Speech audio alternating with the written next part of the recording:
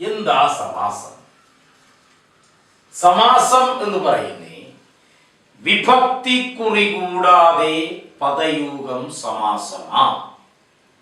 വിഭക്തി കുറി കൂടാതെ പദയൂകം സമാസമാ. ഇത് കേരളവാണി പറയണതാണ്. AR രാജരാജവരം പറയുന്നതാണ് വിഭക്തി കുറി കൂടാതെ പദയൂകം സമാസമാണ്. വിഭക്തിയുടെ കുറിയില്ലാതെ പദങ്ങളെ തമ്മിൽ യോജിപ്പിക്കുന്നതാണ് സമാസം. കുറി എന്ന് പറഞ്ഞാൽ എന്താ? അടയാളം. വിഭക്തി കുറി എന്ന് പറഞ്ഞാലോ വിഭക്തി പ്രത്യയങ്ങൾ. വിഭക്തിയുടെ പ്രത്യയങ്ങളെയാണ് ഇവിടെ കുറി എന്ന് പറയുന്നത്. വിഭക്തിയുടെ പ്രത്യയങ്ങളെ പറയുന്ന പേരാണ് കുറി. നമ്മൾ നേരത്തെ പറഞ്ഞില്ലേ, ഏ, ഓട്, ഊക്കിന്, ആൽ കൊണ്ട്, ഇന്ത്യയുടെ, ഇൽക്കൽ. ഇതാ സമാസം. പറഞ്ഞു മനസ്സിലാണോ? ഈ പ്രത്യയങ്ങൾ ചേർത്തിട്ട് ഉദാഹരണം ഞാൻ പറയട്ടെ. രാവണന്റെ പുത്രി. എന്താ വിഭക്തി കുറി? ഇന്ത്യ.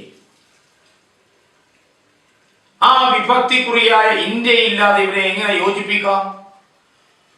രാവണപുത്രി. ഭാരതം പുത്രൻ, ഭാരതത്തിന്റെ പുത്രൻ. രാമൻ പത്നി, രാമന്റെ പത്നി. നമുക്ക് അതിനെ എങ്ങനെ യോജിപ്പിക്കാം? വിഭക്തി കുറി ഇല്ലെങ്കിൽ രാമപത്നി.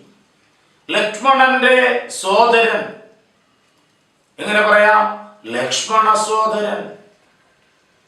അപ്പൊ ഇതാ പറയണേ, ഇതിനിടയ്ക്കുള്ള വിഭക്തി കുറി. ഇപ്പൊ നമ്മൾ നേരത്തെ പറഞ്ഞേ യാത്രയാൾ ക്ഷീണം. അതിന്റെ വിഭക്തി കുറി ഏതാ? ആൽ. അതില്ലാതെ എങ്ങനെ യോജിപ്പിക്കാം? യാത്രാക്ഷീണം.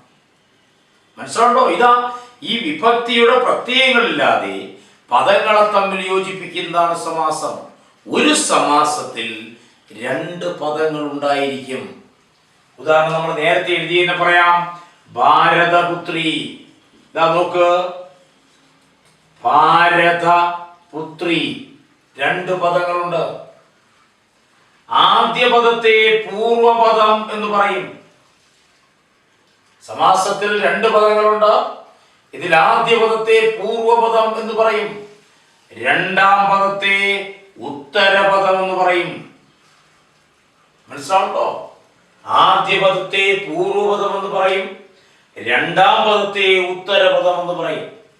രണ്ടു പദങ്ങളെയും ഒരുമിച്ച് ഉഭയപദം എന്നാ പറയണേ.